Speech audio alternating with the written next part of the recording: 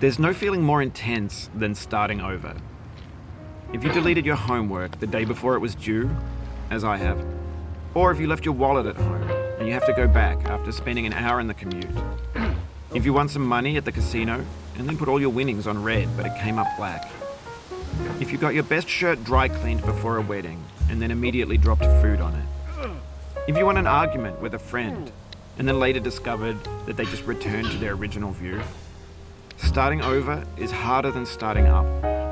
If you're not ready for that, like if you've already had a bad day, then what you're about to go through might be too much. Feel free to go away and come back. I'll be here. Alright, thanks for coming with me on this trip. I'll understand if you have to take a break at any point.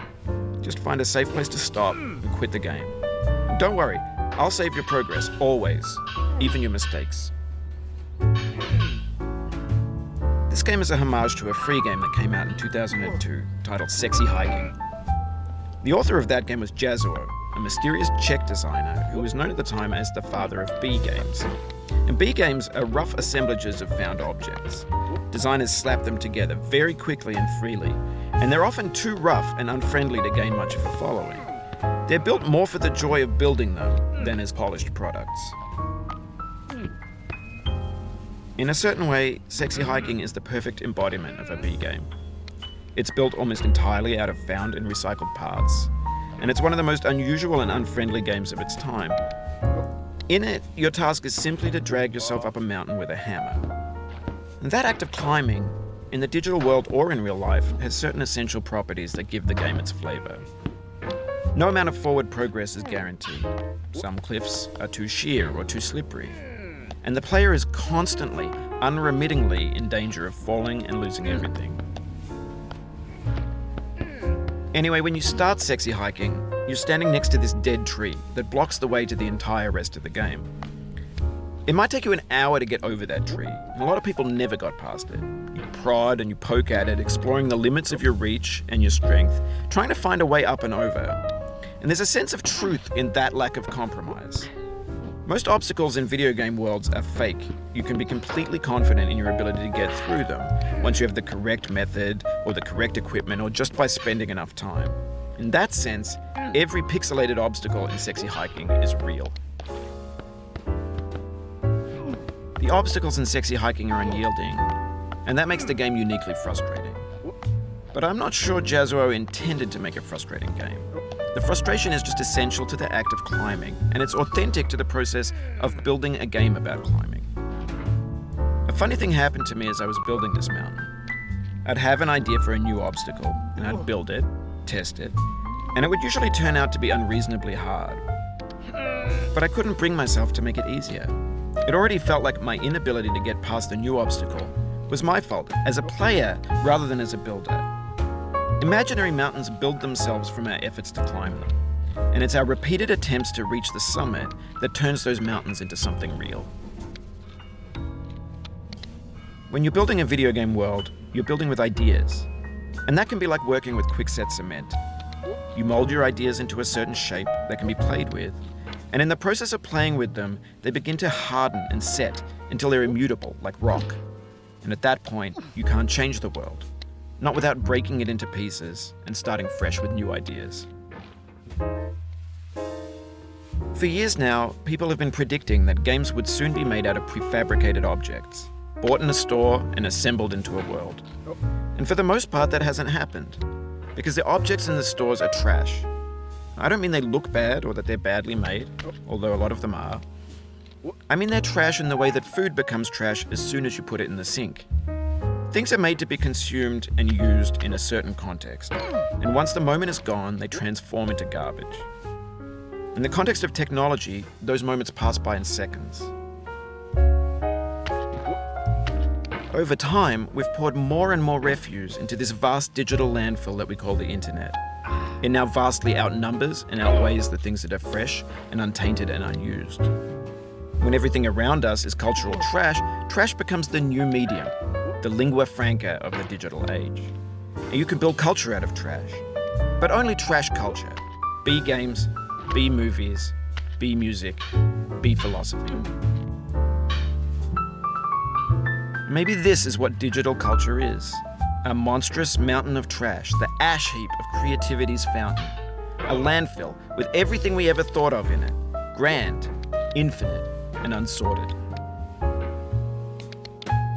There's 3D models of breakfast, Gen X's fanfic novels, scan magazines, green screen Shia LaBeouf, banned snuff scenes on LiveLeak. Facebook's got lifelike bots with unbranded adverts and candid shots of Kanye and Taylor Swift mashups, car crash epic failed GIFs, Russian dashcam vids, discussions of McRibs, discarded, forgotten, unrecycled, muddled, rotten, untitled. Everything's fresh for about 6 seconds, until some newer thing beckons and we hit refresh. And there's years of persevering disappearing into the pile, out of style, out of sight.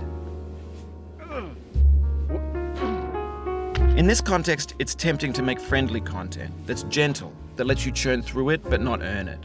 Why make something demanding if it just gets piled up in the landfill, filed in with the bland things? When games were new, they wanted a lot from you. Daunting you, taunting you, resetting and delaying you. Players played stoically. Now everyone's turned off by that. They want to burn through it quickly, a quick fix for the fickle, some tricks for the clicks of the feckless. But that's not you, you're an acrobat. You could swallow a baseball bat. Now I know, most likely you're watching this on YouTube or Twitch, while some dude with 10 million views does it for you. Like a baby bird being fed chewed up food. That's culture too. But on the off chance that you're playing this, what I'm saying is, trash is disposable, but maybe it doesn't have to be approachable. What's the feeling like?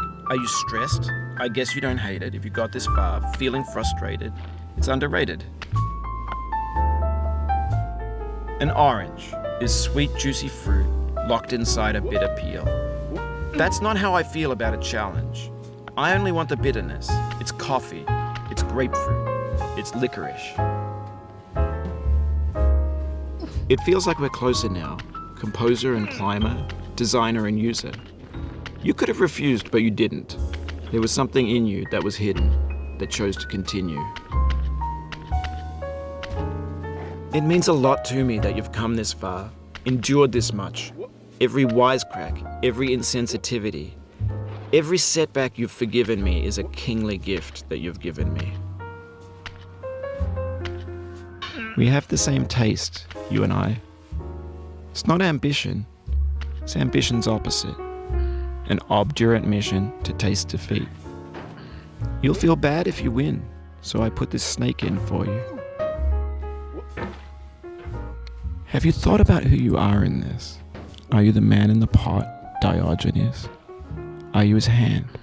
Are you the top of his hammer? I think not. Where your hand moves, the hammer may not follow, nor the man, nor the man's hand. In this you're his will, his intent, the embodied resolve in his uphill ascent. Now, you've conquered the ice cliff, the platforms, the church, and the rectory. The living room and the factory, the playground, the construction site, the granite rocks, and the lakeside. You've learned to hike. There's no way left to go but up, and in a moment I'll shut up. But let me say, I'm glad you came.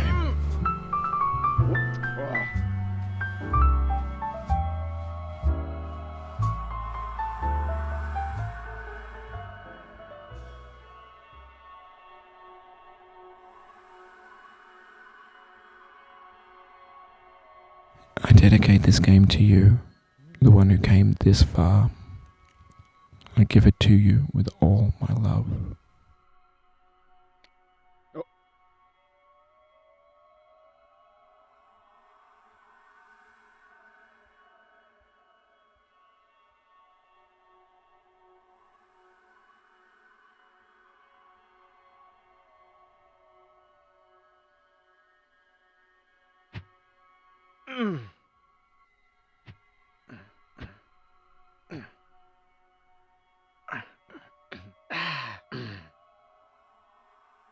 What? Oh.